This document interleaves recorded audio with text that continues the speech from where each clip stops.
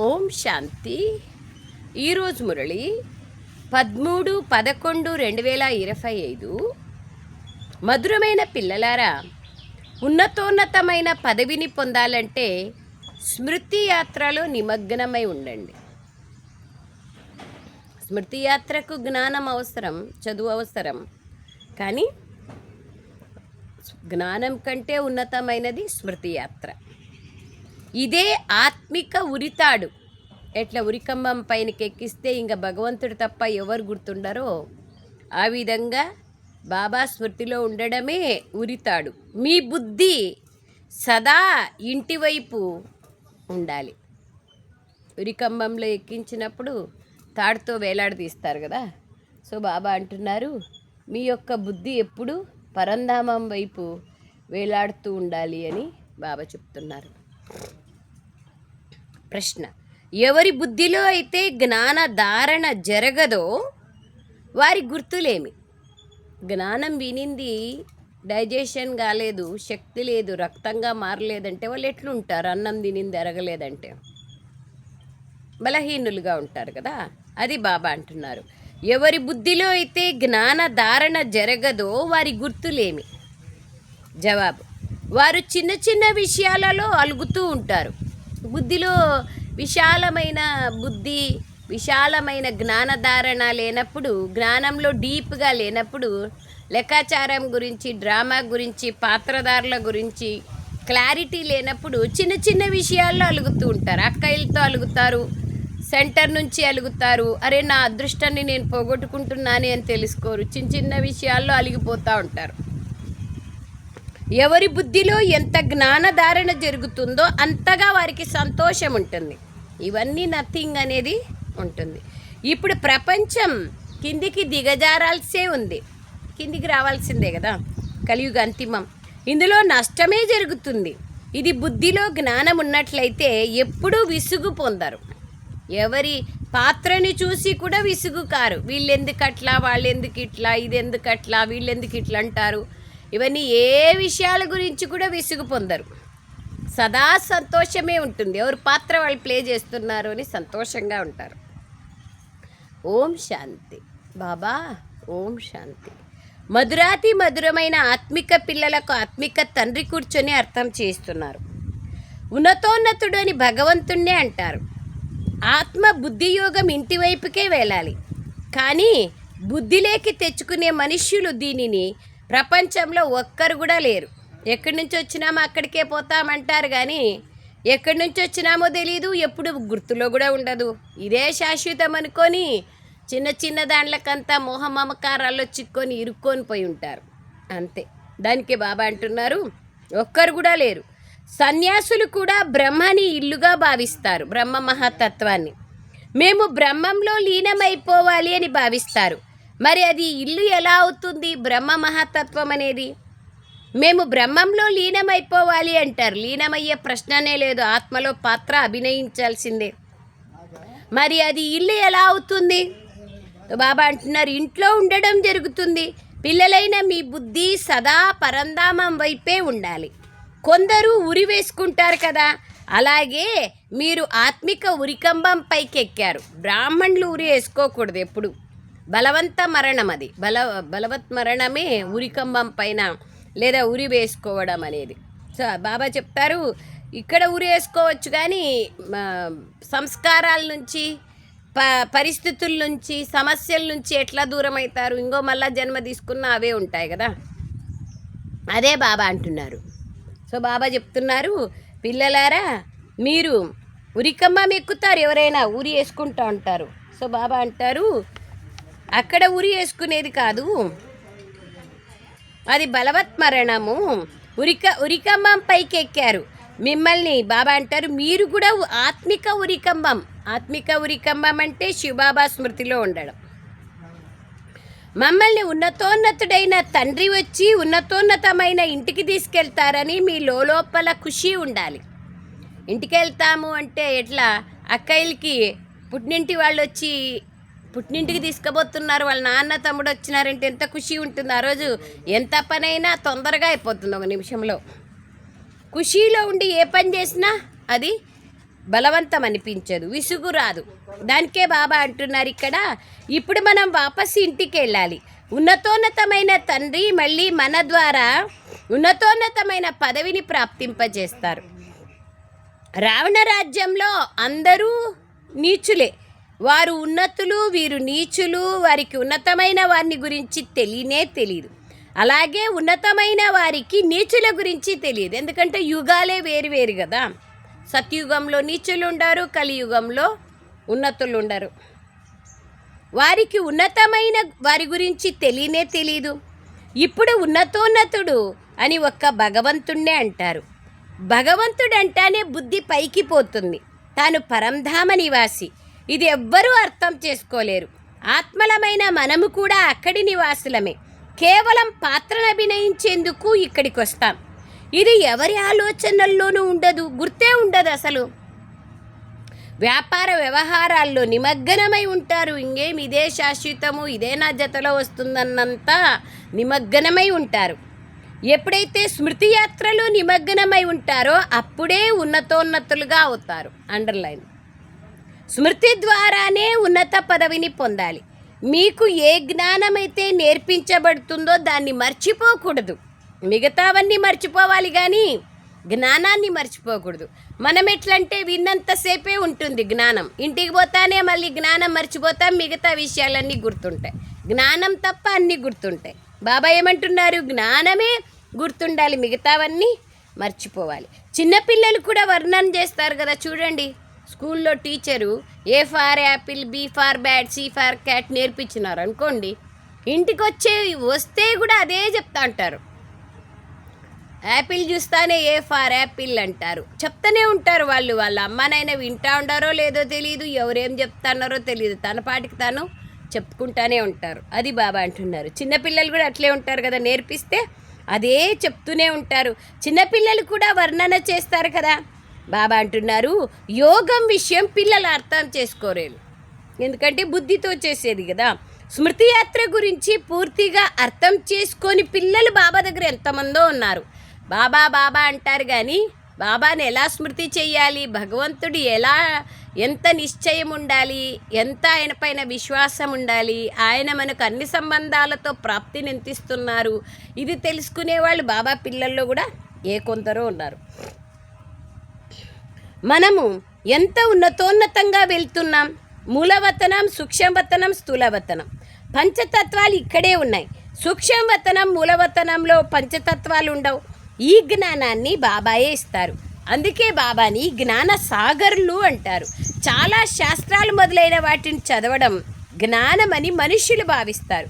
ఎంత డబ్బు సంపాదిస్తారు అంతే కదా. శాస్త్రాలు చదివే వారికి ఎంతో గౌరవం ఉంటుంది, అందులో ఎటువంటి గొప్పతనము లేదని ఇప్పుడు మీరు అర్థం చేసుకున్నారు. ఎన్ని చదివినా ఆత్మజ్ఞానం, పరమాత్మ జ్ఞానం, సృష్టి చక్ర జ్ఞానం, పరంధామం గురించి తెలుసుకోలేదంటే వృథానే కదా, ఏం లాభం లేదు. అందుకే బాబా చెప్తున్నారు, ఏ గొప్పతనము లేదు. ఉన్నతోన్నతమైన వారు ఒక్క భగవంతుడే. వారి ద్వారా మనం ఉన్నతోన్నతమైన స్వర్గంలో రాజ్యం చేసేవారిగా అవుతాం. స్వర్గం అంటే ఏమిటి, నరకం అంటే ఏమిటి, 84 జన్మల చక్రం ఎలా తిరుగుతుంది, ఇది మీకు తప్ప ఈ సృష్టిలో ఎవ్వరికీ తెలియదు. ఇదంతా ఒక కల్పన, ఊహ అంటారు. అటువంటి వారు మన కులానికి చెందినవారు కాదు అని అర్థం చేసుకోవాలి. ఏదన్నా చాలా వాదోపవాదాల్లో వచ్చినారు, మనం చెప్పేదాన్ని వినలేదు, ఏం ప్రూఫ్ అని అడుగుతున్నారు. అవునా, సరేలేండి, అట్లే కానిలేండి, మళ్ళీ తెలుసుకుందులేండి, పెద్దోళ్ళని అడిగి చెప్తాంలేండి, అంతే కథం పంపించేసేయాలి వాళ్ళని. ఎందుకంటే మన కులానికి చెందిన వాళ్ళు కాదు. నిరుత్సాహపడకూడదు. ఎప్పుడు భలే ఎంతమందన్నా రాని, ఇన్ని వేలు ఇన్ని లక్షలు ఖర్చు చేసినామే, ఒకరు కూడా బాబా బిడ్డలు కాలేదే అని నిరుత్సాహపడకూడదు. ప్రయత్నం చేస్తూనే ఉండాలి. జ్ఞానం అనేది ఎప్పుడూ నిరుత్సాహం ఉండదు. మనం వేసిన అవినాశి బీజం ఈరోజు కాకుంటే రేపు మొలకెత్తుతుంది.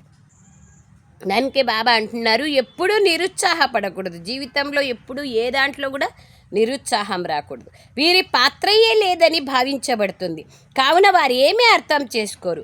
ఇప్పుడు పిల్లలైన మీ శిరస్సు చాలా ఉన్నతంగా ఉంది అంటే మీకు ఉన్నతమైన జ్ఞానం తెలుసు, మీరు శ్రేష్టంగా అయినారు అని అర్థం.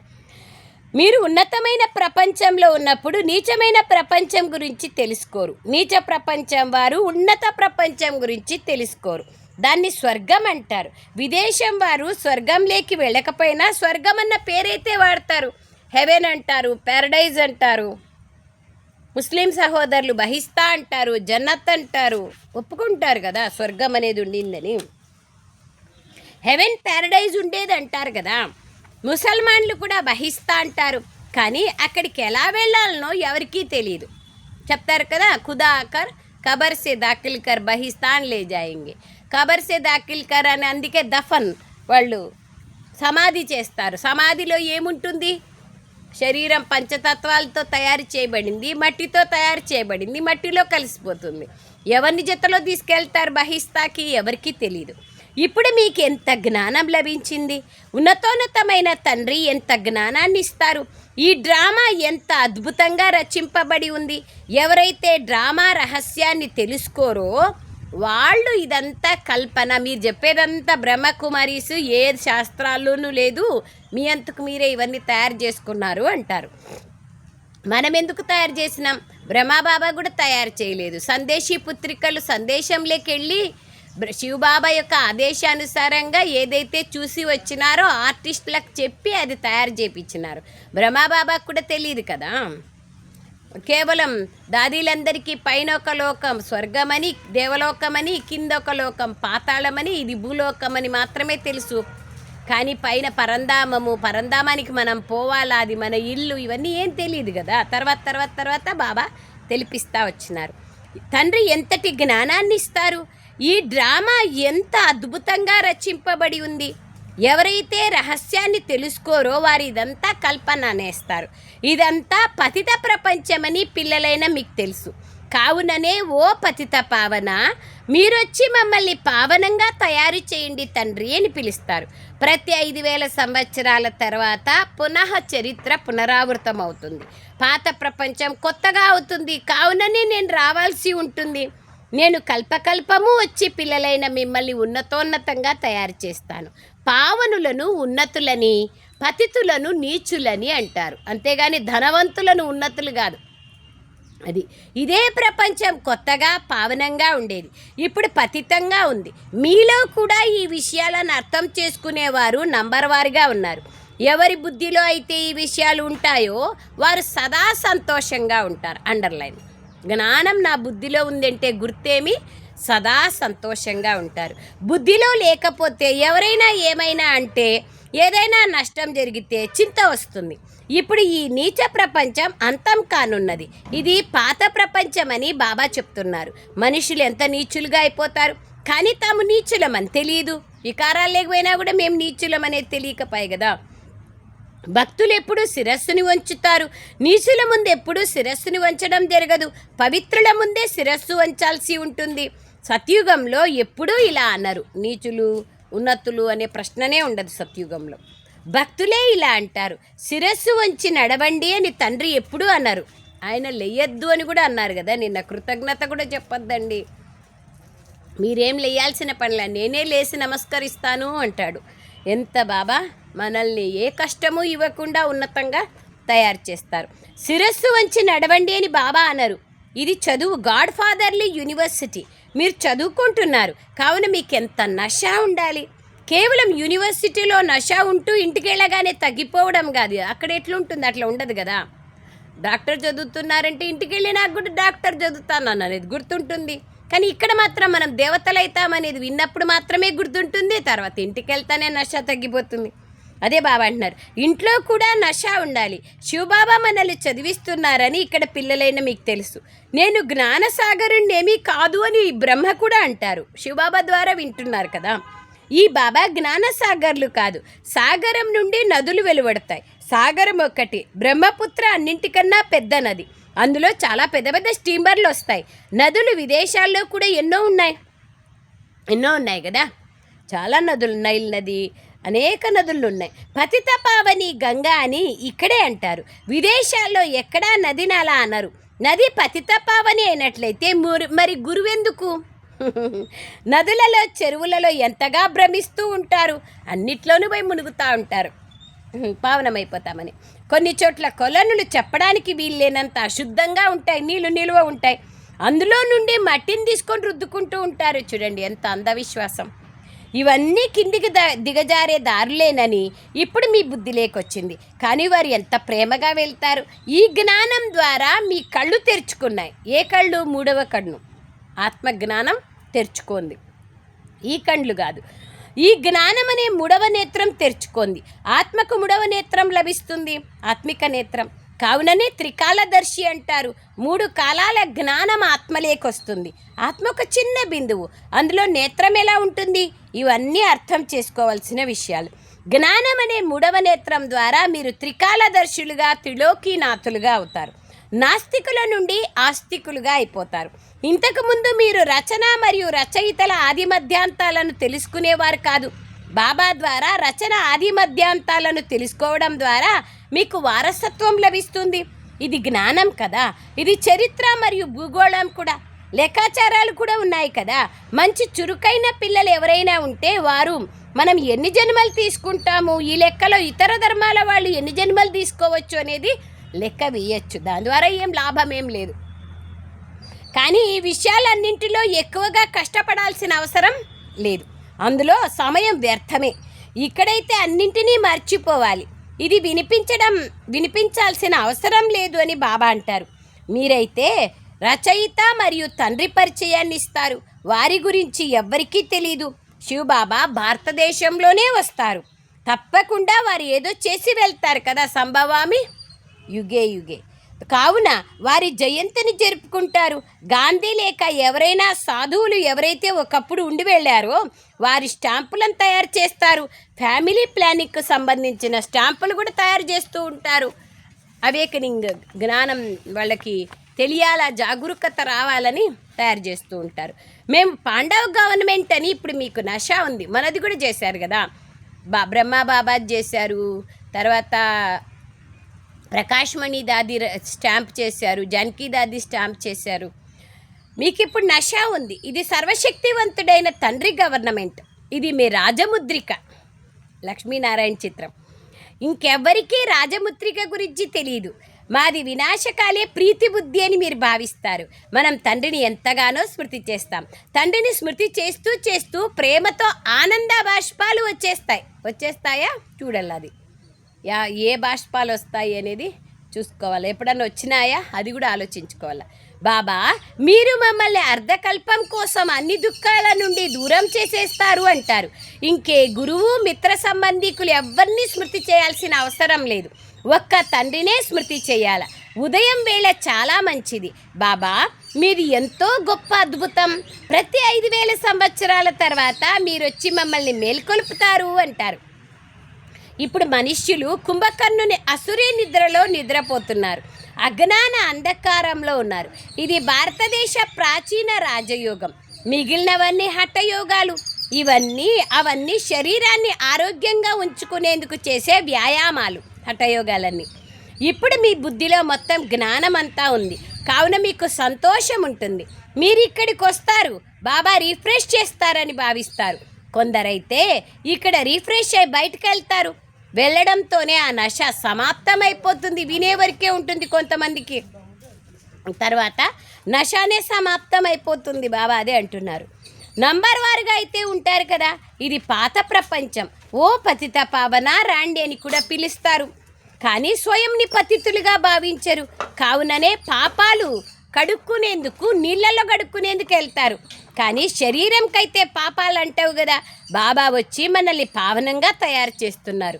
మరి మీరు నన్నొక్కడనే స్మృతి చేస్తే మీ వికర్మలు వినాశమవుతాయని బాబా చెప్తున్నారు. ఈ జ్ఞానం మీకు ఇప్పుడే లభిస్తుంది, ఇంకా ఎప్పుడు ఏ యుగంలోనూ లభించదు. భారతదేశం స్వర్గంగా ఉండేది, ఇప్పుడు నరకంగా ఉంది. పిల్లలైన మీరిప్పుడు సంగమ యుగంలో ఉన్నారు. ఎవరైనా వికారాల్లో వెళ్తే ఫెయిల్ అయిపోతారు. వారు నరకంలోకి వెళ్ళినట్లే. 5 అంతస్తుల నుంచి కింద పడిపోయినట్లే. మళ్ళీ 100 రెట్లుగా శిక్షలు అనుభవించాల్సి వస్తుంది. భారతదేశం ఎంత ఉన్నతంగా ఉండేది, ఇప్పుడు ఎంత నీచంగా ఉంది.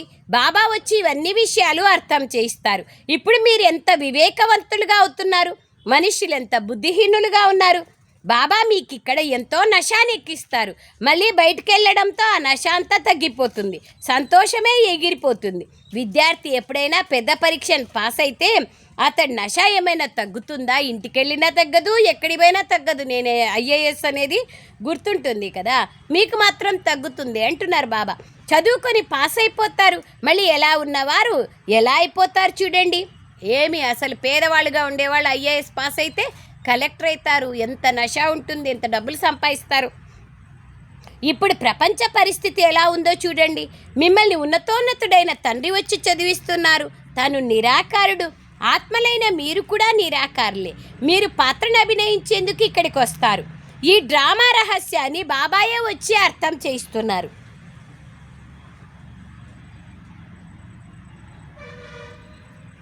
ఈ సృష్టి చక్రంను డ్రామా అని కూడా అంటారు. ఆ నాటకంలో ఎవరైనా రోగగ్రస్తులైతే బయటకు వెళ్ళిపోతారు, అంతే కదా. అనారోగ్యం వచ్చిందంటే డ్రామాలో నుంచి వెళ్ళిపోతారు. ఇక్కడ పోయేకి లేదు, ఇంకా అయిపోయా. ఇది అనంతమైన నాటకం. ఇది యథార్థ రీతిగా పిల్లలైన మీ బుద్ధిలో ఉంది. మనం పాత్రను అభినయించేందుకు ఇక్కడికి వస్తామని మీకు తెలుసు. మనం అనంతమైన నటులం.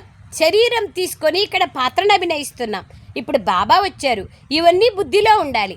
బేహద్ డ్రామా ఎంతగా బుద్ధిలో ఉండాలి, కానీ ఉండదు.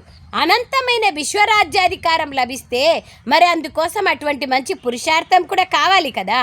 గృహస్థ వ్యవహారంలో కూడా ఉండండి, కానీ పవిత్రంగా ఉండండి. ముసలివారిగా అయితే బాబా అంటున్నారు పవిత్రంగా ఉండండి. వయసు అయిపోయింది అనుకోండి, మీరు బ్రహ్మకుమార్ కుమారీలుగా ఉన్నారు, వయసు అయిపోయింది. తోడు కోసం వివాహం చేసుకునే వాళ్ళు విదేశాల్లో ఎంతోమంది ఉంటారు. మళ్ళీ వారిని సంభాళించేందుకు వీలునామా రాస్తారు. కొంత తన కోసం ఉంచుకుంటారు, కొంత దానం చేసేస్తారు. అక్కడ వికారాల విషయం ఏదీ ఉండదు. అలాగే ప్రేయసీ ప్రియులు కూడా వికారాల కోసం ఒకరిపైన ఒకరు బలిహారం అవ్వరు. వారికి కేవలం దేహం పైన ప్రేమ ఉంటుంది. మీరు ఆత్మిక ప్రేయసీలు. అవన్నీ చెప్తా బాబా ఏమంటున్నారు, మీరు నా యొక్క ఆత్మిక ప్రేయసీలు. నేనొక్కడినే ప్రియుణ్ణి, మీరు ఒక్క ప్రియుణ్ణే తలుచుకుంటూ ఉంటారు. నిజంగానేనా? చూడండి, ఏ దేహదారులను గుర్తు చేసుకోమా? ప్రేయసీలందరికీ ప్రియుడొక్కరే. అందరూ ఆ ఒక్కరినే స్మృతి చేస్తారు. తను ఎంత శోభనీయంగా ఉంటారు. ఆత్మ తెల్లగా ఉంటుంది కదా. ఆత్మ ఎట్లుంటుందంట? తెల్లగా ఉంటుంది. తాను సదా తెల్లగానే ఉంటారు. బాబా సదా పావనంగా ఉంటారు. మీరైతే జనమరణ చక్రాల్లోకి వచ్చి నల్లగా అయిపోయారు. మిమ్మల్ని వారు నల్లగా ఉన్న వారిని తెల్లగా తయారు చేస్తున్నారు. శరీరాన్ని కాదు, ఆత్మని, పతితంగా ఉండే ఆత్మని పావనంగా చేస్తున్నారు. తండ్రి మనల్ని తెల్లగా తయారు చేస్తారని మీకు తెలుసు. ఏ ఆలోచనల్లో కూర్చుంటారో కూడా అర్థం చేయించడం జరుగుతుంది. అర్థం కాని వాళ్ళు కూడా ఎంతోమంది ఉన్నారు బాబా దగ్గర. పాపం ఎంతోమందికి జ్ఞానం అర్థం కాదు కదా. అర్థమైండే వాళ్ళు కూడా కొంతమందే దాన్ని అర్థం చేసుకొని ధారణ చేసి ఆ విధంగా అయ్యేవాళ్ళు కూడా చాలా కొద్దిమంది. స్కూల్లో కూర్చుంటూ బుద్ధి సినిమాల వైపుకి, స్నేహితుల మొదలైన వారి వైపుకి వెళ్తూ ఉంటుంది. సత్సంగాల్లో కూడా అలా జరుగుతుంది. ఇంటా అంటారు ఎక్కడెక్కడో బుద్ధి. సత్యనారాయణ కథ వ్రతం చేస్తారు, స్వామి కథలు చదువుకుంటాడు, కానీ వీళ్ళంతా ఆ నగలు ఈ చీరలు అనుకుంటా ఉంటారు. స్వామి చెప్తాడు ఒకటో కథ అయిపోయిందమ్మా, అక్షింతలేసి నమస్కారం చేసుకోండి అంటే అప్పుడు చేసుకుంటారు. అట్లా వినేకి వింటారు, అంతవరకే. బుద్ధి ఎక్కడెక్కడో ఉంటుంది. సినిమాల వైపు, స్నేహితుల వైపు ఉంటుంది. సత్సంగాల్లో కూడా అలా జరుగుతుంది. ఇక్కడ కూడా అలాగే. బుద్ధి కూర్చోకపోతే నశ ఎక్కదు. నశ ఎందుకు ఎక్కదు? బుద్ధిలో పోతే కదా జ్ఞానము. ఇతరుల చేత చేయించేందుకు ధారణ కూడా జరగదు. స్వయంకే లేకపోతే వేరే వాళ్ళకి ఏం చేస్తారు? పిల్లలు ఎంతోమంది వస్తారు, సేవలో నిమగ్నమైపోవాలన్న కోరిక వారికి ఉంటుంది. కానీ వారికి చిన్న చిన్న పిల్లలు ఉన్నారు. పిల్లల్ని సంభాళించేందుకు ఎవరినైనా ఆయాన్ని పెట్టండి. చూస్తున్నారా సేవలో ఎట్లా తన్మయం కావాలని చెప్తున్నారు బాబా. పిల్లలు ఉన్నారు, వాళ్ళని చూసుకోవాలా వీళ్ళని చూసుకోవాలా కాదు, వాళ్ళని కావాలంటే ఆయా పెట్టండి, వాళ్ళు చూసుకుంటారు. తానైతే అనేకుల కళ్యాణం చేస్తుంది. సేవలో చురుకుగా ఉంటే మరి ఆత్మిక సేవలో ఎందుకు నిమగ్నం అవ్వకూడదు? 5-6 పిల్లల్ని సంభాళించేందుకు ఎవరైనా ఆయాన్ని పెట్టండి. ఇప్పుడు ఇది మాతల సమయం కదా, ఎంతో నశ ఉండాలి. చూడండి, మున్ముందు నా భార్య సన్యాసులను కూడా జయించేసింది అని పురుషులు అర్థం చేసుకుంటారు. జ్ఞానం ఇచ్చేకి బాగా వస్తే ఆ విధంగా అర్థం చేసుకుంటారు. లౌకికం పారలౌకికం యొక్క పేరు కూడా ప్రఖ్యాతం చేసి చూపిస్తారు. అలాంటి మాతలు కూడా చాలామంది ఉన్నారు. లౌకిక కార్యవ్యవహారాలు నిర్వర్తిస్తూ కూడా బాబా సేవలో చాలా టీచర్లు అయి ఉంటారు. 2-3 గీతా పాఠశాలలో క్లాసులు చేసుకొని వచ్చి ఇంట్లో పనులు చేసుకొని సేవలో అంత నిమగ్నమై ఉండేవాళ్ళు, నషా ఎక్కిన వాళ్ళు చాలామంది ఉన్నారు. అచ్చా मीठे मीठे सिखलदे बच्चों प्रति माता पिता बाप दादा का याद प्यार और गुड मॉर्निंग। रूहानी बाप की रूहानी बच्चों को नमस्ते। हम रूहानी बच्चों की रूहानी माता पिता बाप दादा को याद प्यार गुड मॉर्निंग और नमस्ते नमस्ते नमस्ते बाबा नमस्ते। थैंक यू बाबा। सारांशम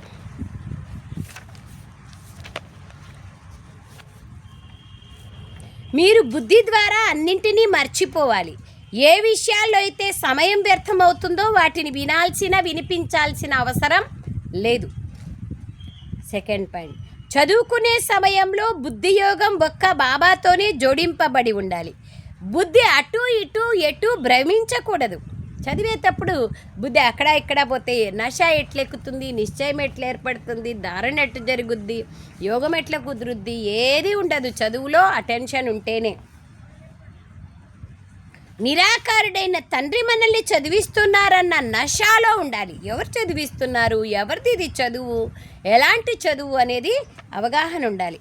వరదానం, తమ మహానత మరియు మహిమను తెలుసుకునే సర్వ ఆత్మల్లోకి శ్రేష్ఠులై విశ్వం ద్వారా పూజనీయ ఆత్మలుగా కండి. మహానత మరియు మహిమ తెలుసుకోండి. మనం ఎవరు, మన మహానత ఏమిటి అని. అప్పుడే విశ్వంలో పూజనీయులుగా అవుతారు. బ్రాహ్మణ పిల్లలైన ప్రతి ఒక్కరూ వర్తమాన సమయంలో విశ్వంలోని సర్వాత్మలలో శ్రేష్ఠులు. బాబాకి ఎంత నష ఉంది మన పైన. భవిష్యత్తులో విశ్వం ద్వారా పూజనీయులు కూడా. నంబర్ వారుగా ఉంటూ కూడా చివరి నంబర్లోని మణి కూడా విశ్వం ముందు గొప్పవారే. చూడండి, భలే నాలో ఏ గుణాలు లేవు, అన్ని అవగుణాలే ఉన్నాయి. ఏ ఒక్క గుణము లేదంటే ఒక్కటైతే ఉంది కదా. సాధారణమైన శరీరంలో వచ్చిన భగవంతుని తెలుసుకున్నాం కదా. చూడండి, నా పిల్లలు లాస్ట్ మణిపూస కూడా శ్రేష్టమైన వాళ్ళు. ఈ నష నాకు ఉండాలి. విశ్వం ముందు గొప్పవారు. ఇప్పటి వరకు భక్తాత్మలు చివరి నంబర్ మణిని కూడా కండ్లకద్దుకుంటారు. ఫస్ట్ పుస్తనే లాస్ట్ పుస్తనే కదా. ఎందుకంటే పిల్లలందరూ బాబ్దాదా కంటి పాపలు, ప్రకాశ రత్నాలు. ఎవరైతే ఒక్కసారైనా కూడా మనసు ద్వారా సత్యమైన హృదయంతో తమను తండ్రి పిల్లలుగా నిశ్చయం చేసుకుంటారో, డైరెక్ట్ తండ్రి పిల్లలుగా అయ్యారో, వారికి మహాన్గా పూజనీయులుగా అయ్యే లాటరీ వరదానం తప్పక ప్రాప్తిస్తుంది. బాబాని తెలుసుకొని, ఓ నా ప్రియమైన బాబా, ఓ నా మధురమైన బాబా, మీఠా బాబా, ప్యారే బాబా, శుక్రియా బాబా, మేరా బాబా అని హృత్పూర్వకంగా అన్నారంటే చాలు, వాళ్ళు సత్యుగంలో ఉన్నత పదవికి అధికారులుగా అయిపోతారు. వరదానం తప్పకుండా లభిస్తుంది. పూజ కూడా జరుగుతుంది. స్లోగన్, స్థితి సదా ఖజానాల ద్వారా సంపన్నంగా మరియు సంతుష్టంగా ఉన్నట్లయితే పరిస్థితులు మారిపోతాయి. స్థితి సంపన్నంగా ఉంటే, సంతుష్టంగా ఉంటే పరిస్థితులు మారిపోతాయి, ఆటోమేటిక్గా మారిపోతాయి. మేఘాలు ఎంతసేపు ఉంటాయి, వస్తాయి, పోతాయి. అవ్యక్త ప్రేరణ, అశరీరీ స్థితి లేదా విదేహీ స్థితి యొక్క అభ్యాసాన్ని పెంచుకోండి. ఈ శరీరం అనే ఇంటిని వదిలి, దేహాభిమాని స్థితిని వదిలి ఆత్మాభిమానులుగా అయిపోండి. ఈ ప్రపంచం నుండి దూరమై మీ స్వీట్ హోమ్లోకి వెళ్ళండి. బాప్ దాదా అకస్మాత్తుగా డైరెక్షన్ ఇచ్చినట్లయితే అలా వెళ్ళగలరా? యుద్ధ స్థలంలో యుద్ధం చేస్తూ సమయాన్ని గడిపేయరా? అశరీరులుగా అవ్వడంలో, ఒకవేళ యుద్ధం చేయడంలోనే సమయాన్ని ఉపయోగించినట్లయితే అంతిమ పరీక్షల్లో ఎన్ని మార్కులు వస్తాయి, లేదా ఏ డివిజన్ వస్తుంది ఆలోచించుకోండి. ఏ డివిజన్లో నేను పాస్ కాగలను? అంతిమంలో ఒక బాబా తప్ప వేరేటివన్నీ గుర్తున్నాయి అంటే ఎలాంటి పదవిని పొందగలను అనేది గుర్తులో ఉండాలి కదా. అచ్చా, ఓం శాంతి. థ్యాంక్ యూ బాబా, థ్యాంక్ యూ.